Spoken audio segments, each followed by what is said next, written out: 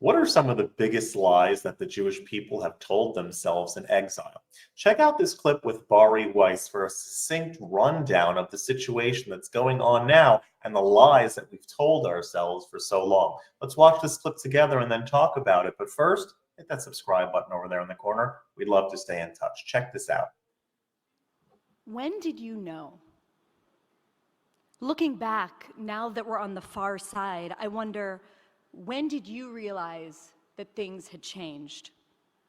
When did you know that the things we had taken for granted were suddenly out of reach? That the norms that felt as certain as gravity had disappeared?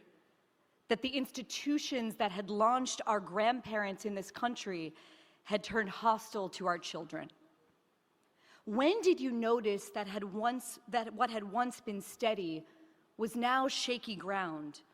Did you look down to see if your own knees were the ones that were trembling?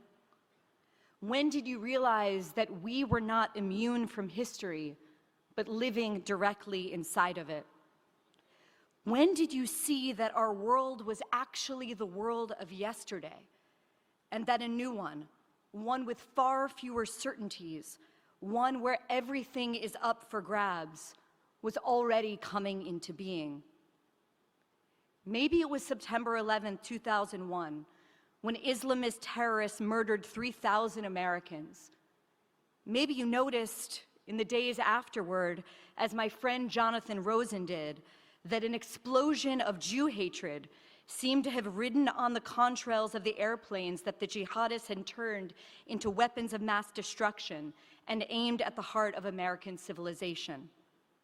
Or maybe it was the Second Intifada, in which everyday places, Mike's Place, Sabaro's, Cafe Moment, the Dolphinarium, became symbols for slaughterhouses, even as few of our would-be allies said their names.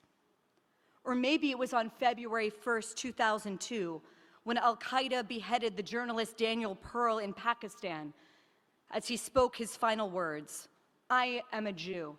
My mother is a Jew." Or maybe it wasn't until the Shabbat morning of October 27, 2018, when a neo-Nazi gunned down 11 Jews at Tree of Life in Pittsburgh while shouting, "All Jews must die." Or maybe it was the shooting 6 months later at the Chabad of Poway, because for Hannah Kay, who witnessed the murder of her mother Lori on that day, it surely was. Or maybe it was January of 2022, when a gunman held the congregants of Congregation Beth Israel in Colleyville, Texas, hostage. Or maybe it was before. Maybe it was the bombing of the Amia Center in Buenos Aires, the terror attack at the Chabad of Mumbai, the school shooting in Toulouse, or the murder of Sarah Halimi, an older woman who was thrown out of her apartment window in Paris. Maybe you don't remember, but French prosecutors decided to drop the murder charges against her killer, who had shouted Allahu Akbar, because those